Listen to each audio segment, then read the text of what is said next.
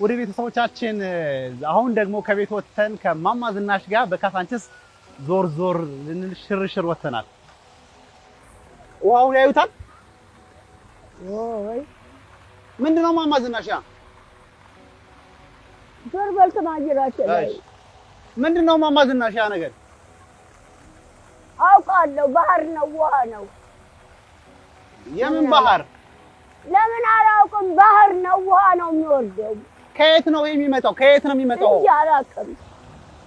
እንጃ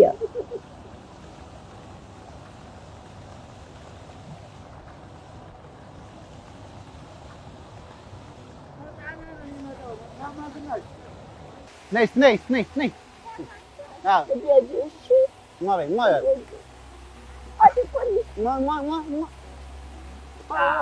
እጄ ትምህርት ይግባት። እጄ ትምህርት ይግባት። እጄልኝ እጄ አሜን በአሜን እጄ ትምህርት ይግባት። ቻው ባክ አቃ ትምህርት ይግባት። እጄ ወንድምሞች ካሉሽም አብረው ይደጉ። ማማ ዝናሽ ወይ ተመችቶታል? ቆንጆ ነው።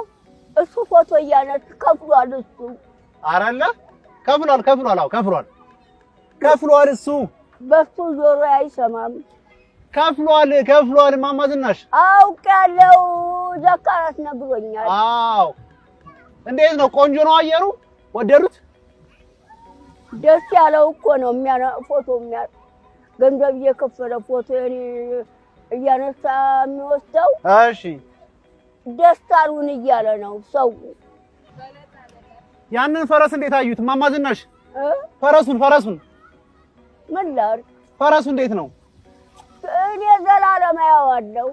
ዛሬ ብቻ አይደለም እና ፈረሱን የዘላለም አየዋለሁ። ዛሬ ብቻ አይደለም። ፈረስ ነበሮት እንዴ? ወይ መንግስት ያዘጋጀው የፈረሱ ዘላለም ነው። እንደዚህ ሽርሽር ሲያዞሩኝ የማየው እና ቆይ አይንቀሳቀስም እንዴ? ጠይቀው። ይሄ ግን የፈረንጅ ፈረስ ነው። የፈረንጅ ነው ፈረሱ እኮ ጠይቀው። አፉ መሬት ነው። ሳር እየበላ ነው። አዎ ነጭ ፈረስ ግን ምንድነው ትርጉሙ ማማ? ተኋላው ጭራው ይታያል። አራት እግሩ። አዎ ተኋላው ጭራው እያየሁት ነው። አራት እግሩ ከፊት አፍን ተክሎ ሳር ይበላል። ይኸው አዲስ አበባ ምድር ተምድዳ አውቃለሁ በኃይለ ሥላሴ ጊዜ። ይሄ ሰፈር ምንድነው የሚባለው? አሁን ኃይለ ሥላሴ ከሞተ ወዲህ ነው የሁሉ እንደገና መንግስት ተቀይሯል እና የተሰራው። እሳቸው ሞተዋል አሁን።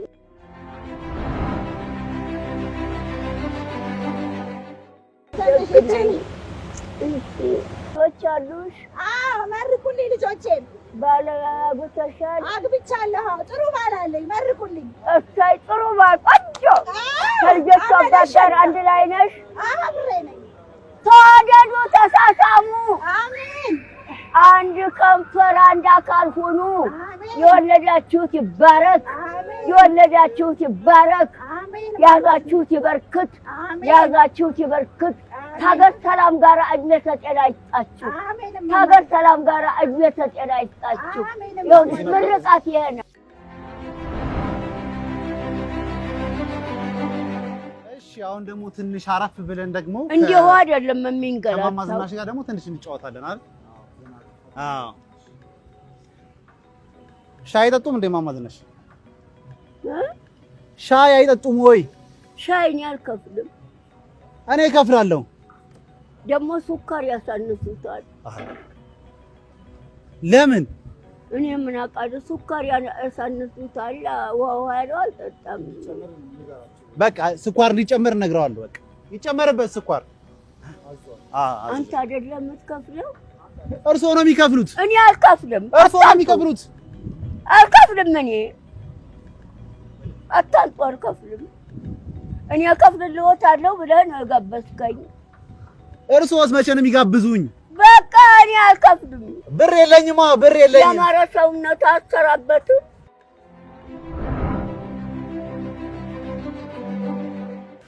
ውድ ቤተሰቦቻችን ከማማ ዝናሽ ጋር ያደረግነው ቆይታ ከብዙ በጥቂቱ ይህንን ይመስል ነበረ። በጣም እንደተዝናናችሁ ተስፋ እናደርጋለን።